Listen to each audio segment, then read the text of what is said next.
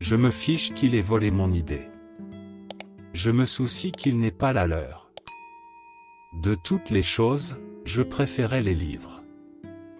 Les scientifiques d'aujourd'hui pensent profondément au lieu de clairement. On doit être saint d'esprit pour penser clairement, mais on peut penser profondément et être tout à fait fou. Si votre haine pouvait être transformée en électricité, elle éclairerait le monde entier. Nos vertus et nos défauts sont inséparables, comme la force et la matière. Quand ils se séparent, l'homme n'est plus. La vie est et restera toujours une équation impossible à résoudre, mais elle contient certains facteurs connus. Aspirez à de nouvelles sensations mais devenez vite indifférent à celles-ci. Les merveilles d'hier sont aujourd'hui des faits courants. Ce qu'un homme appelle Dieu, un autre l'appelle les lois de la physique. Si vous voulez découvrir les secrets de l'univers, pensez en termes d'énergie, de fréquence et de vibration. L'individu est éphémère, les races et les nations viennent et passent, mais l'homme demeure.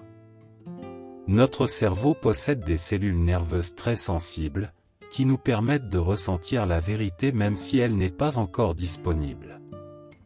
Le temps nous jugera. La plupart des gens sont tellement absorbés par la contemplation du monde extérieur qu'ils sont totalement inconscients de ce qui se passe en eux. Les inventeurs n'ont pas de temps pour la vie de couple. Les grands moments naissent des grandes opportunités.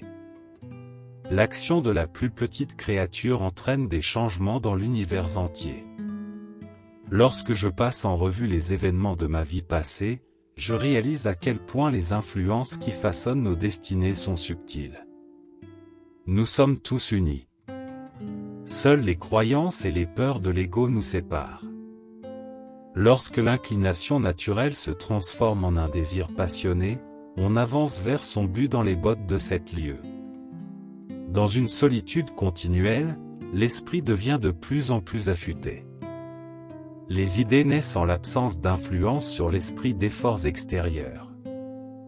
Une nouvelle idée ne doit pas être jugée par ses résultats immédiats. Un salut ne peut être obtenu que par ses propres efforts. Pour se connaître, il faut aller au-delà de la sphère de nos perceptions sensorielles. Je crois fermement à la loi de la compensation. Les vraies récompenses sont toujours proportionnelles au travail et au sacrifice consentis. Le travail difficile de l'avenir consistera à pousser des boutons. L'intuition est quelque chose qui précède la connaissance exacte. Il n'y a rien qui puisse attirer l'attention de l'homme et mériter d'être un sujet d'étude que la nature. Comprendre un énorme mécanisme de la nature, découvrir ses forces créatrices et comprendre ses lois, tel est le plus grand objectif de l'esprit humain. Combien de personnes m'ont traité de rêveur, combien notre monde myope et trompé s'est moqué de mes idées. Je suppose que je continuerai jusqu'à ce que je tombe raide mort. Les grands mystères de notre existence n'ont pas encore été résolus, même la mort n'est peut-être pas la fin. Un homme sage ne devrait pas se marier car personne ne peut servir à la fois les livres et la femme. Le secret pour être créatif, seules les idées naissent dans la solitude.